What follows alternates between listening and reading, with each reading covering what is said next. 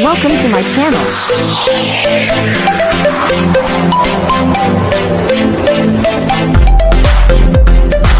Hello everyone! Welcome back again to my channel. So mga kaligap, isang mapagpalang araw na muli. So for today's vlog, eto, meron tayong minarites na marites dito kay Tatay Roel.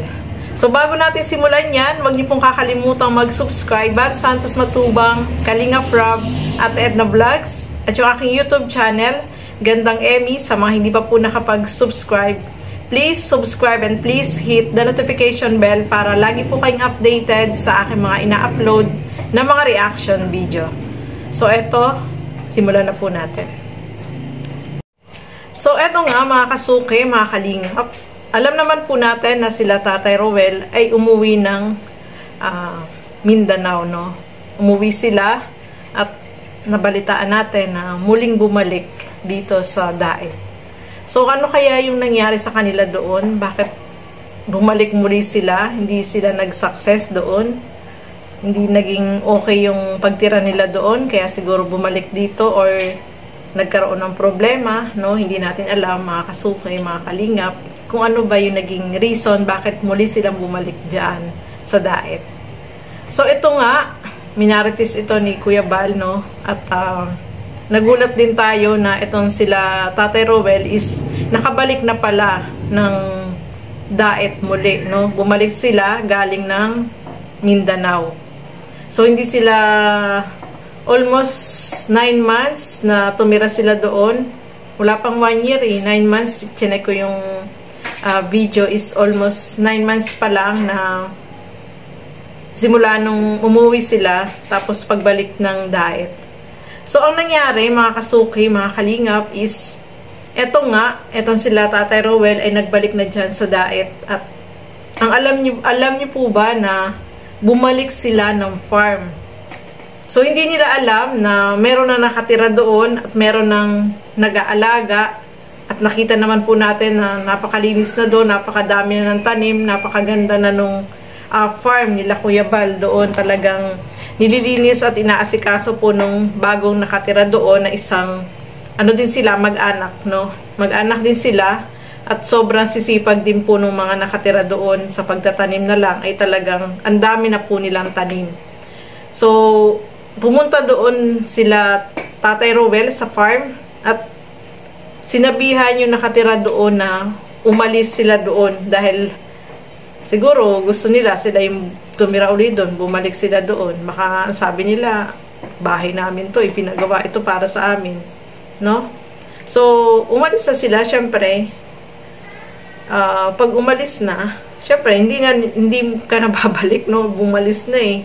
Umalis ka na, tapos babalik ka pa ulit. Syempre, wala ka nang babalikan dyan sa farm, no? Syempre, hindi ka naman iintay ni Kuya Bal na dyan na bumalik uli kasi alam naman natin kung ano yung mga nangyari, no? Mga kasuki. Hindi naging maganda yung pagtira nila. Nung una, napakasibag nila, pero habang tumatagal ay nagkakaroon ng problema at yun nga, parang napapabayaan na yung farm nila Kuya Bal, no? So, sa una lang sila talaga naglinis, nagtanim, na yung sa bandang huli ay iba na yung naging ano nila doon. Iba na yung ugali nila. So, syempre, kapag umalis ka na dyan, wala ka nang babalikan, di ba? Ganun naman yun eh. At yung lupa naman na yung inaanuhan tinira nila is lupa yun nila Kuya Bal, no?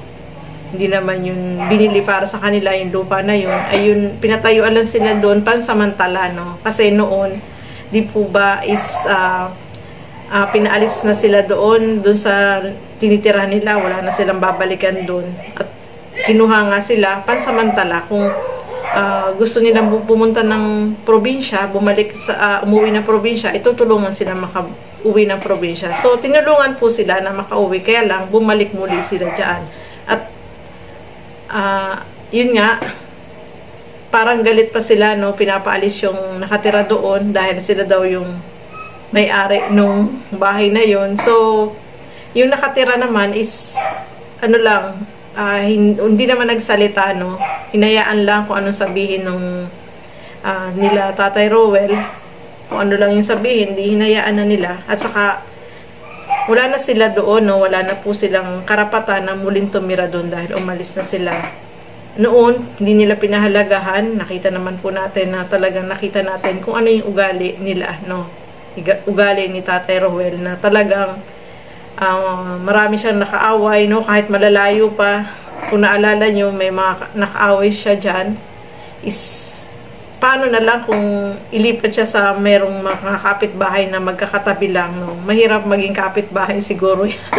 Yan sila, no? Mga kasuki. Kaya, itong si Kuya Bal is iniisip pa niya kung ano yung tulong na pwede niyang ibigay dito sa mag-anak nila Tatay Rowell. Siyempre, hindi na po sila dyan sa farm titira, no?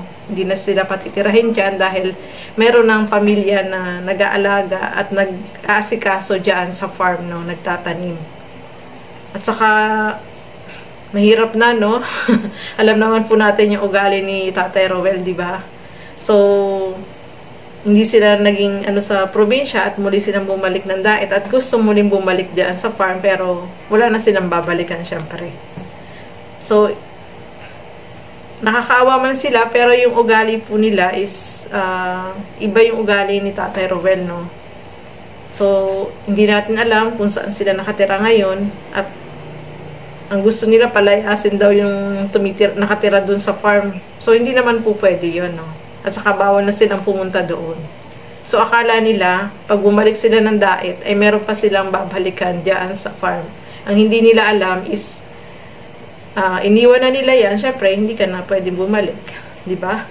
So, ayan, mga kasuke, mga kalingap, maraming salamat po sa inyong panonood. At abangan na lang natin, mga kasuke, kung ano yung gagawing tulong ni Kuya Bal dito sa pamilya ni Tatay Rowell. So, maraming salamat po sa inyong panonood. Support po natin lahat ng mga Kalingap reactors, Kalingap partners. Ayan, support po natin silang lahat. So, maraming salamat po at hanggang sa muli. Keep safe everyone. Thank you for watching. Mabuhay po tayong lahat. Bye-bye!